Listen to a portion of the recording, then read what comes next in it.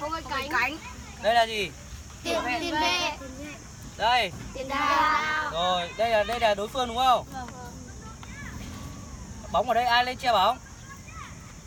Tiền đạo. Tiền đạo lên che bóng chưa, nhớ chưa? Bóng chuyền ra đây. Không phải cánh ạ. Ai bảo hậu vệ cánh? ký vào nhá. Tiền vệ ạ. Nào. Ai bảo hậu vệ cánh lên, giơ tay. Hậu vệ. Con. Ai bảo hậu vệ lên? Không bảo nữa. Ai bảo tiền vệ lên giơ tay? Đúng rồi, Cánh tiền bỏ vệ xuống. lên là giơ tay. Nào, bóng ra đây này, tiền vệ trung tâm ra này, che đường giữa vào. Tiền vệ này bó vào. Đây ra bọc lót. Tiền đạo lùi về đây để hỗ trợ phòng ngự, nhớ chưa? Đá phải bọc lót cho nhau nhá. Nhớ chưa? Thầy Đây này, dạy đội hình chuẩn đang như luôn. này đúng không? Bóng ở đây. Tiền đạo lên. Chuyền ra biên này, tiền vệ trung tâm ra nhanh. Này, tiền vệ trung tâm ra nhanh nhớ chưa? Ra nhanh che đường giữa vào, chặn đường giữa vào, không cho người ta đá cái dọc giữa. Đá vào giữa, tiền vệ bên này bó vào đây phòng ngự này, hỗ trợ này. Tiền vệ hậu vệ biên Cái gì? bóp ra biên này. Đi ra Nhớ rồi cái gì với? Nhớ Ông chưa? ngồi thì thôi nào Nào, nữa. bên này này, hậu vệ biên bên này bóp vào, tiền đạo lùi xuống, ngang bóng. Kéo người ta ra. Nào, tập trung. Trật tự. Đây, Khải nhá. Mồm. Trật tự. bạn Nghe thầy có bảo coi chưa? là gì không? Nào, anh Đức nhìn thấy gì không? Tập trung chưa? Nào, bóng lại chuyển về đây. Tiền đạo lên. Nào, các bạn lại về, lại lùi về, lại bóp về, lại bóp về, lại bóp về. Nhớ chưa? Chuyển sang đây, ai lên? Số 4. Ai lên? Số 4. Số 4 lên đúng không? Nhớ chưa? Nào, số 4 phải lên. Số 11 bóp ra, số 7 bóp vào. Số 5 lùi xuống này, trung vệ sang phòng ngự này. Nhớ chưa? Các bạn nhớ chưa? Nhớ rồi nào. Các bạn vào trong kia thực hành nào. Nó bật chéo cánh rồi. Bạn nào hậu vệ? Cánh thì lại chạy ra. Đúng nhỉ? Bạn nào ngồi đây nào. Chạy ra. Thì chạy ra. Hậu vệ cánh chạy ra trước. Rồi nó chính vào một bên nào. Tập trung vào đây, tập trung vào đây. Ê. Tập trung vào đây nào. Duy Minh. Thế anh hậu vệ vào đây. Con nữa. Khánh dừng lên Khánh. Nhắm ra đây luôn cho em. Ra đây. Khánh dậy. Anh Mạnh ơi, anh đứng vị trí trung lòng chưa? Đi ra kia. Đó chính Rồi. là. Mình đá biên đúng không? Hậu vệ biên đứng ở đây luôn. Đứng ở marker.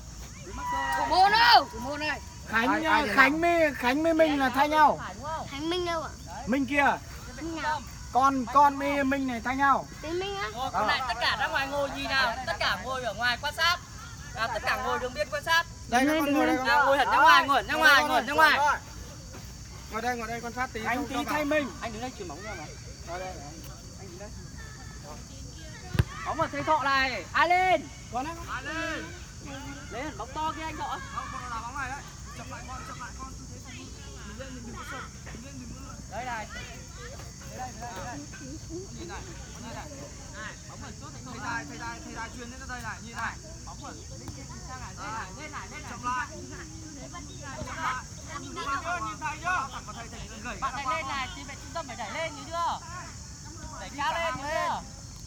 À, bóng Tây Thọ đâu? Ai lên? Tư thế phòng ngự. Đẩy lên. Hai chân vệ. Hai chân vệ đẩy lên. Không. Huy đâu? Hai chân vệ đẩy lên con. Phải đẩy lên. Ở dưới cũng phải đẩy lên. Đẩy lên.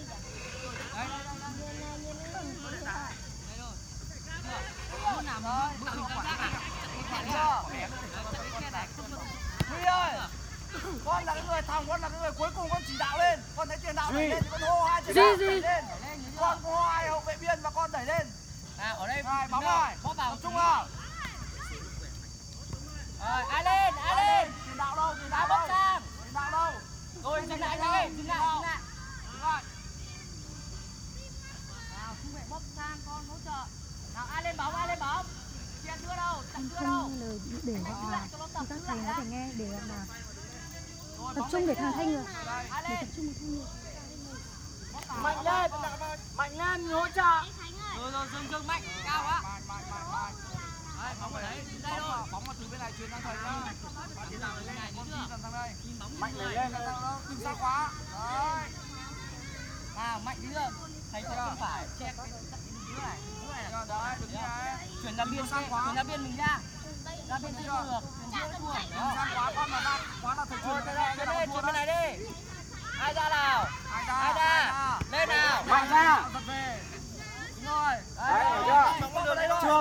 chưa cần tranh vội để chạy vị trí nhá, chưa cần tranh vội, biết như thế là được. Đó. Bóp vào để cho không có một Duy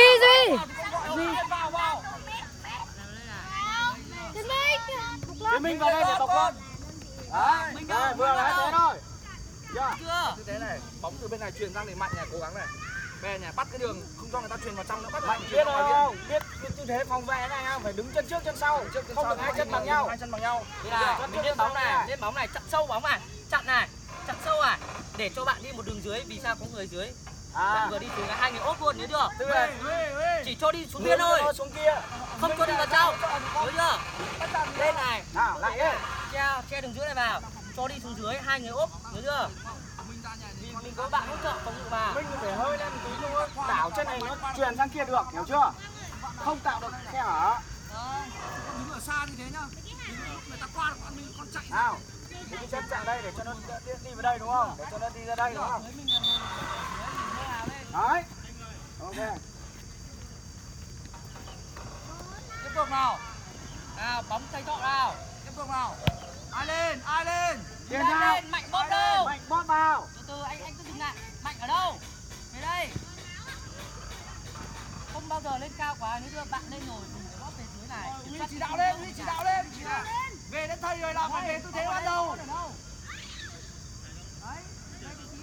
Tại sao lại chạy vào trong?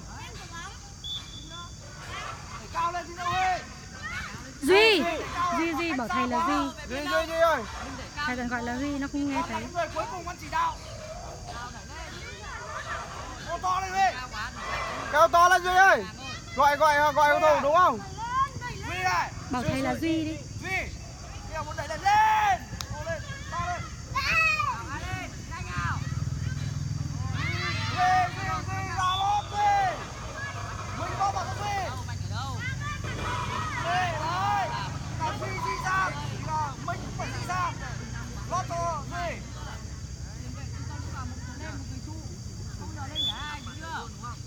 Bóng bên này mình lên thì bạn Huy này không ra. Cái này thì Huy anh phải bó vào để hỗ trợ cho Huy ấy, anh Huy ấy. Anh Mạnh chuyến đi. Cùng quả cơ lớn đấy. Ai lên? Rồi, ai lên? Mạnh này ở đâu? Mạnh ở đâu? Huy bóp về đâu? Bóp đây. Đi, thầy vệ viên đâu con? Sao lại vẫn đứng ở đây? Bóng ở bên này là sao vẫn đứng chơi ở đây? Bóng sang bên này thì người phải chạy di chuyển sang, hiểu chưa? Bóng ở bên kia mình phải dần ra, đúng chưa? Không bao giờ được mở người ta đá đây thua. Nào, ra Huy. Duy mình phải tưởng tượng này đây nào. Duy tưởng tượng bóng mình chạy sang bên kia, mình chạy sang bên kia. Tập trung mạnh. Mạnh lên. Đấy, che bóng thế nào? Đúng rồi. Rồi, đấy. Thế này, Ô, lên đó. Duy. Bắt đầu phải như này, hiểu chưa? Hiểu chưa? Dừng lại anh ơi, dừng lại kìa. Duy ơi, hô đâu? Hô vệ hô lên. Bóp vào thì gọi hô vệ viên vào. Nào, mình bắn đi sang à? Phải hô, không đi vào. Cường ơi, chào hỏi.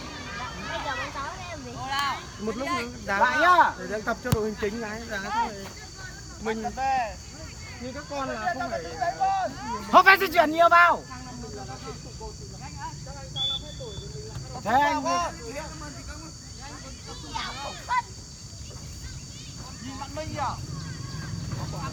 Lúc thầy đang dạy các em mình phải nghe cái vị trí bảo vệ. Để lúc mình vào phát thầy không được dạy mình làm được luôn. Cố gắng nha, mạnh nhá. Bóng sang bên này, con lên đi ra. Anh ơi, đứng một chỗ này đi con. Mạnh bóng vào đi. Đây là bạn Huy Anh lên. Nào, tiếp tục này. Rồi, tốt đấy Mạnh. Vào thêm gì nữa Mạnh. Mạnh. Ok. Rồi. Xuống đây một tí, xuống đây tí. Đấy anh, đúng rồi, dưới đây.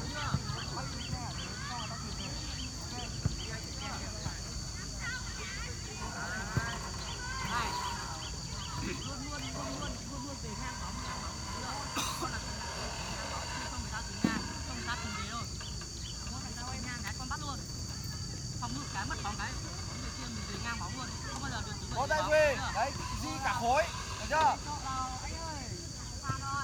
Nào, tiền vệ đâu? Mạnh bóp sang nữa đây, bóp mạnh lên bên này luôn đi. Huy chỉ đạo lên. Đấy, như thế là chưa? Anh ơi, đây này. Chí là thầy này. Con còn đến đây rồi, con nhìn thấy cô cả. Đấy, để cho nó đi đây. Mạnh phải áp sát vào và Minh vào. Hỗ trợ cho nhau hiểu. Bạn vào thì con đứng sau hỗ trợ kiểu như thế. Minh đi đâu? Vị trí đâu? Đây này, bóng ở đấy, mình ở đây này, mình ở đây này. Mình ở đây này, lên cao thế. Mình ở đây này. Đấy có Mạnh rồi, nhớ chưa? Con người của mình ở đây thì sao? Đúng không? Mình phải ở đây này, kiểm soát bóng, kiểm soát người này, ở đây. Nếu thi đấu chính là có người ở đây này. Đúng không? Có đối thủ ở đây đấy. Kiểm soát bóng, kiểm soát người, nhìn bóng nhìn người, bóng chuyền ra cái mình ra luôn. Được chưa? Nào lại nhá. Tập trung vào, tập trung vào. Ai nào? Đi anh lên. Mạnh bó vào. Rồi, mình phải nghiêng theo đúng không? Nghiêng theo. Đấy, bài bản đấy. Kinh nghiệp. Thế mà không mời sớm trước khi đá. Đây rồi, xoay sang bên này rồi. Vào đi, Huy vào đi. Bỏ đấy đi, Huy. Tập trung vào đá bóng rồi. Con từ từ Có tay mình. Đang chơi những sàn Việt Nam ở đây tại Hà Nội. Tư thế đứng là tại ba lô. Nhìn bóng nhìn là con nhìn được cả đối phương này, giờ chúng ta chuyền dài sang nhau. đừng lên tư thế vừa rồi đi. Tại ba lô đừng lên tư thế vừa rồi đi, cho đừng xoay lưng lại đi. Nào Nhá, con này đứng như này này. không có nhìn thấy thầy Đọt đâu. Đây mà băng xuống Đâu, nhìn thấy thấy thầy thầy đâu. Đọt đâu. Lên đâu? Mở người ra. Đấy. Con vừa nhìn bóng này.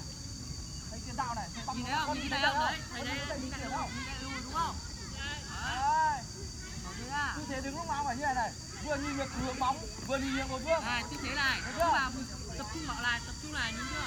Nhìn bóng nhìn người, thấp trọng tâm xuống. Con mà đứng như này này, con tập trung Con mà đứng thẳng này này, này. tiếp tiền đạo đối phương ở đây. Kể cả con đứng thẳng như này này. Người ta chạy cái con cũng vừa xoay kịp, đúng không? Thấp trọng tâm xuống. Này, đúng chưa? Tập trung nào, bóng về thầy Thọ nào. Thủ môn đây. Thủ môn đâu con? Thủ môn vào đi cùng đi. Huy vào tập đi. Thủ môn vào đứng đi đội hình đi, ở dưới hòa ơi, anh em lên.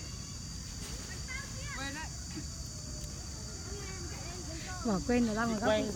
Bỏ quên là ra một góc ngay. Quay là đúng rồi gì đây? Yên tâm, YouTube có Mấy đấy. bạn ở ngoài cũng phải nghe nhá, để học nhá, không phải là ấy đâu. Mấy bạn ở ngoài nhìn tập trung vào này. Nào. Cái nhá. Nhìn các anh làm cho con vào làm nhá. Mấy bạn ở ngoài này. Mấy bạn ở ngoài đâu? Nói nhá. Các bạn ở ngoài nào. Nhìn các anh này.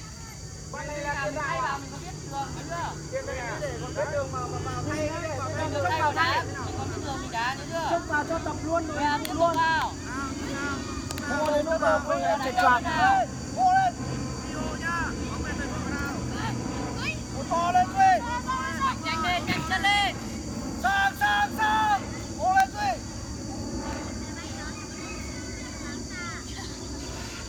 Tiếp tục này. Ai lên. Mạnh vào đi. Đánh vào. Nhá. Minh chưa vào vội. Minh cứ ở đấy thôi, để Mạnh đang áp này. Mạnh áp này. Đấy, vào. Nhá. Rồi tiếp tục bài. Cho ai lên. Di chuyển về đằng kia một khối. Lại về đằng này, Về đằng kia một khối, cứ như thế. Ai lên. Rồi, bọc lót. Rồi. Ok. Lại về đằng này, Ok. về đằng này. Rồi, Huy Anh về sâu đó. Đấy, hiểu chưa? Nhớ nhá. Tốt rồi. Tiếp tục nào. Tiếp tục luôn. Làm đi cho nó thành cục. Nào, ai ra. Làm đi.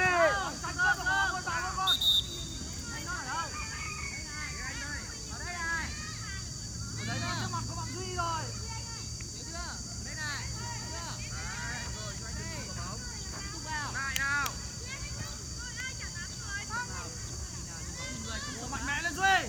Mạnh lên. Đúng rồi. Rồi, dừng lại nhanh. Đúng rồi, gọi người đi đây lên Duy ơi. Tập gọi người đi cho quen đi. Đấy. Duy hô to lên. Đấy, áp sát như thế để dưới kia để có Minh ở đấy. Nói nhiều vào Duy. Sang. Rồi, như thế.